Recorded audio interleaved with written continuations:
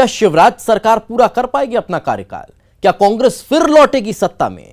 क्या होगा बीजेपी में सिंधिया का हाल? उपचुनाव के नतीजे लिखेंगे सूबे की तकदीर। चुनाव की तारीखों के ऐलान के बाद अब जनता के हाथों में है बाजी। कौन कितना दम दिखाएगा, किसका वादा जनता को भरमाएगा? चुनावी चकल्लस में हर दिन दिखाएंगे आपको कहां किसकी कितनी तैयारी। जनता का दिल जीतने की लड़ाई में कौन किस पर भारी।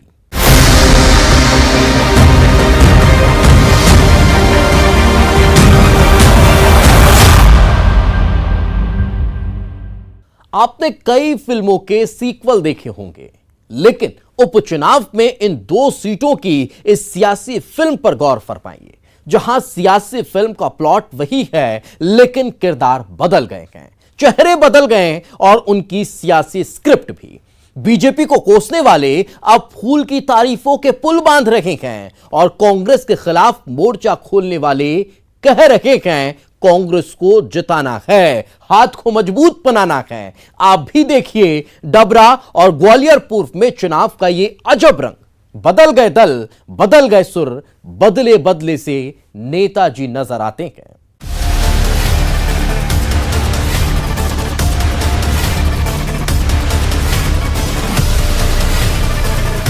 जो कभी बीजेपी को कोसते थे, अब कमल को खिलाने की वकालत कर रहे हैं, और जो हाथ को कमजोर करने की बातें करते थे, अब हाथ जोड़कर जनता के दरबार में हाथ को जिताने के लिए एड़ी चोटी का जोर लगा रहे हैं। उपचुनाव में ये सियासी तस्वीर वाकई बेहद दिलचस्प है। ग्वालियर चंबल के रण में ग्वालियर पूर्व और डबरा की सियासी फाइट बेहद रोमांचक होने वाली है।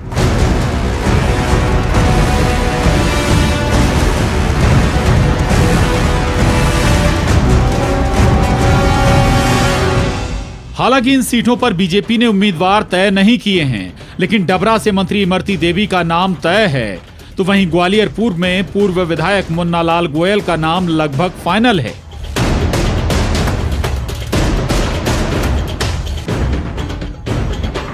डबरा में तो चुनावी अखाड़े में समधी समधन आमने सामने होंगे, जहां फर्क सिर्फ इतना है कि दोनों के दल बदल गए हैं। 2013 के चुनाव में दोनों के बीच मुकाबला हुआ था, लेकिन तब इमरती देवी कांग्रेस के झंडे तले चुनाव लड़ रही थीं, तो सुरेश राजे बीजेपी को जिताने की कोशिश कर रहे थे। इस चुनाव में सुरेश राजे को इमरती देवी ने 32,000 वोटों से मात दी थी। उपचुनाव में इमरती देवी का दावा है कि कांग्रेस के पास तो प्रत्याशी ही नहीं बचे। इमरती देवी का कहना है कि कांग्रेस बीएसपी और बीजेपी के लोगों को बुलाकर चुनाव लड़ा रही है। नहीं तो कांग्रेस के जो है, अब हमारे डबरा में हम अपने मुंह से बात कर रहे हैं, एक कांग्रेसी है वो बिंद्रावन कोरी है, उसको टिकट क्यों नहीं देना चाहते हैं? अब तुम सत्य प्रकाशी बीएसपी से बुला रहे, ताना 4 पार्टी बदली, सुरेश राजे बीजेपी से गए, बाय तुम बुला रहे कि तुम्हें टिकट देंगे, भिन्न बीजेपी छोड़ के कल ही कांग्रेस में आए थे विधानसभा में। ऐसे लोगों को तुम बुला के अगर देना है तो बिंद्रावन कोरी को दो, वो असली कांग्रेसी है, ऐसे लोगों को दो ना। वहीं कांग्रेस उम्मीदवार सुरेश राजे का कहना है कि सियासत में कोई रिश्तेदारी नहीं होती, वो तो राजनीति के पुराने खिलाड़ी हैं। पहली बात तो मैं आपके माध्यम से निवेदन करना चाहता हूं, समधन से नहीं, इमरती देवी भारतीय जनता पार्टी प्रत्याशी से मेरा मुकाबला है, और ये मुकाबला कोई पहली बार नहीं हो रहा।